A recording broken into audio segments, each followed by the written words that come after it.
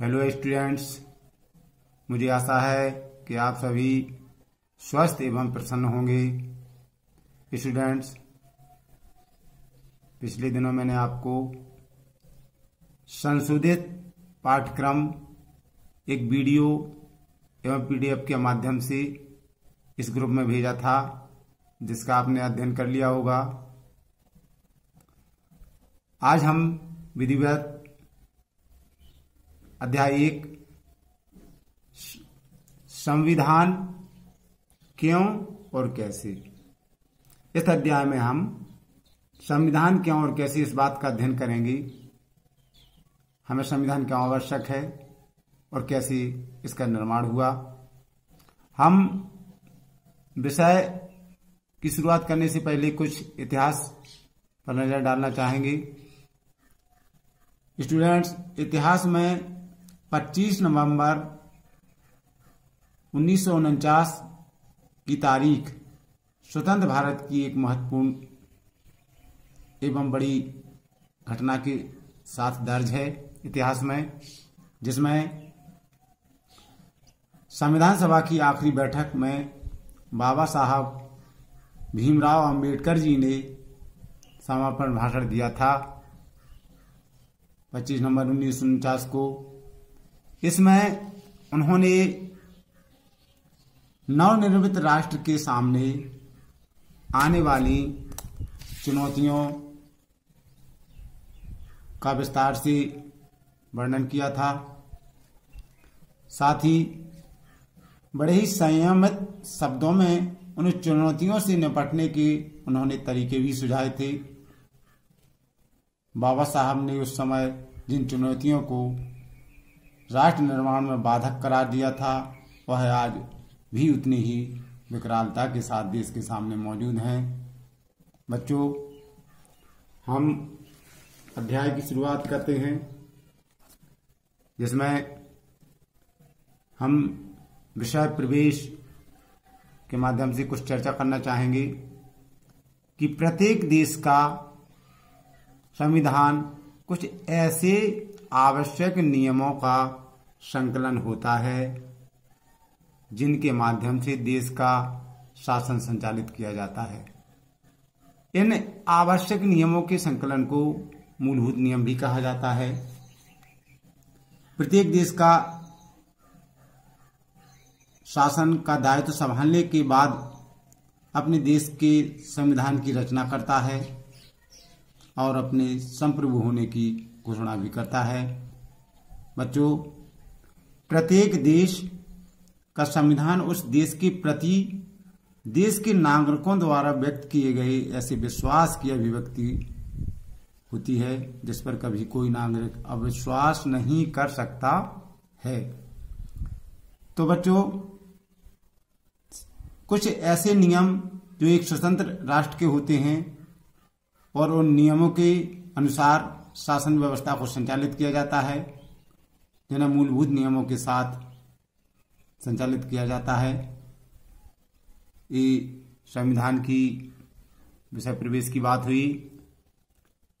हम विषय प्रवेश के बाद उन नियमों का निर्माण कैसे होता है और जो नियम बनाए जाते हैं उसे संविधान कहा जाता है। तो संविधान का अर्थ क्या है?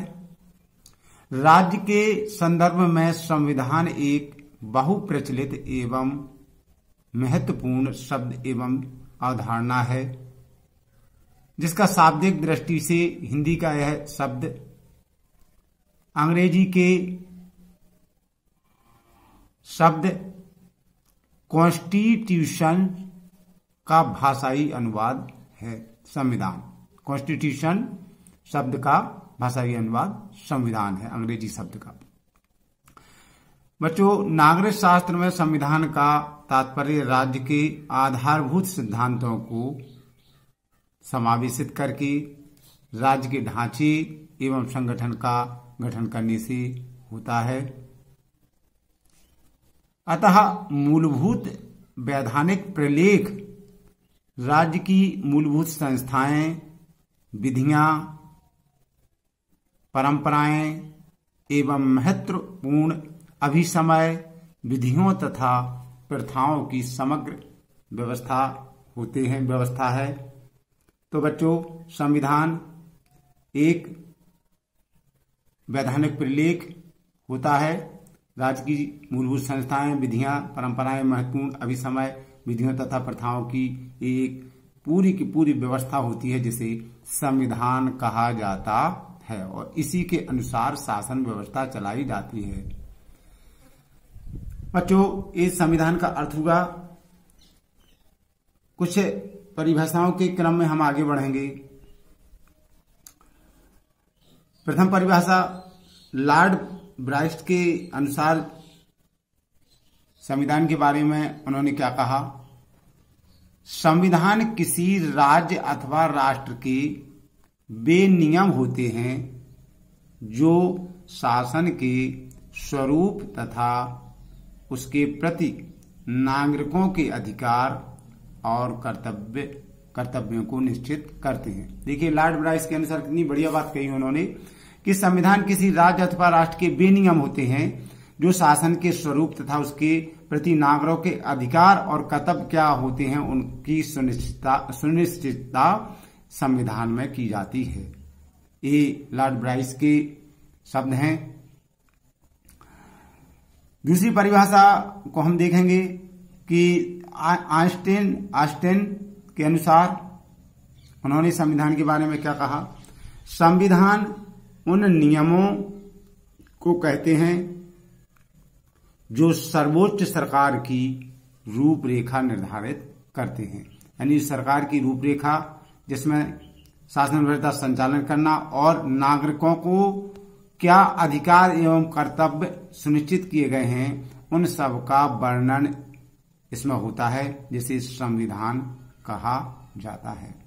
तो इस प्रकार से बच्चों, प्रथम और द्वितीय परिभाषा हमने यहाँ देखी और पढ़ी। अब दोनों परिभाषाओं को यदि हम कंक्लूजन पे देखा जाए, निष्कर्ष पर पहुंचे, तो सरल शब्दों में कहा जा सकता है कि संविधान उन समस्त नियमों, लोकाचारों व अधिसमयों अर्थात समग्र राजकीय आचरण का ऐसा विधान या विधि या विधान होता है जिसके द्वारा नागरिकों एवं राज्य के परस्पर संबंध निश्चित होते हैं, उनके अधिकारों व कर्तव्यों का ज्ञान होता है और राज्य की सरकार उनके विविध अंगों व उनके कार्य व्यवहार का वैधानिक स्वरूप एवं तालमेल निर्धारित होता है। किसमें होता है निर्धारित?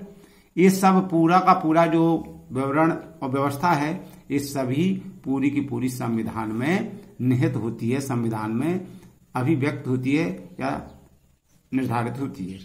तो संविधान एक ऐसी व्यवस्था है जिसमें किसी स्वतंत्र राष्ट्र को शासन व्यवस्था चलाने के नियम तथा उस राष्ट्र के नागरिकों के अधिकार एवं कर्तव्यों का विधिवत वर्णन रहता है या दिया हुआ होता है, जिसे संविधान कहा जाता है।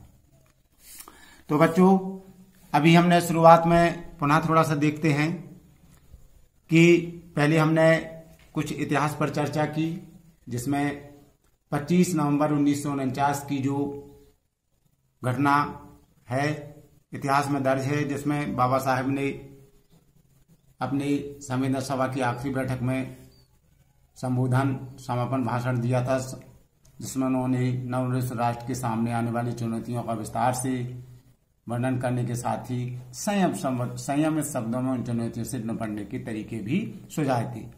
और यहीं से हम संविधान के निर्माण को देखते हैं।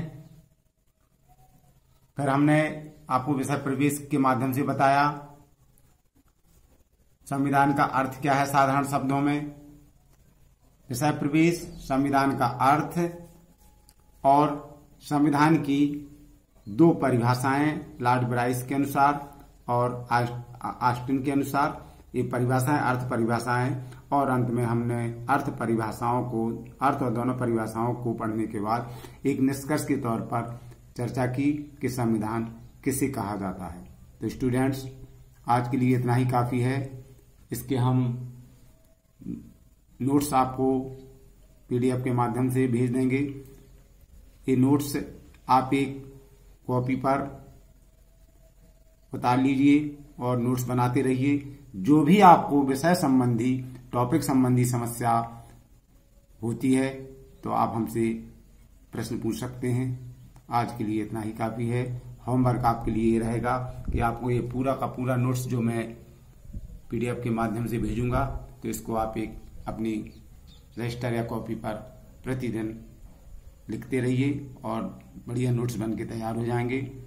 तो आज के लिए इतना ही काफ़ी है। थैंक्स।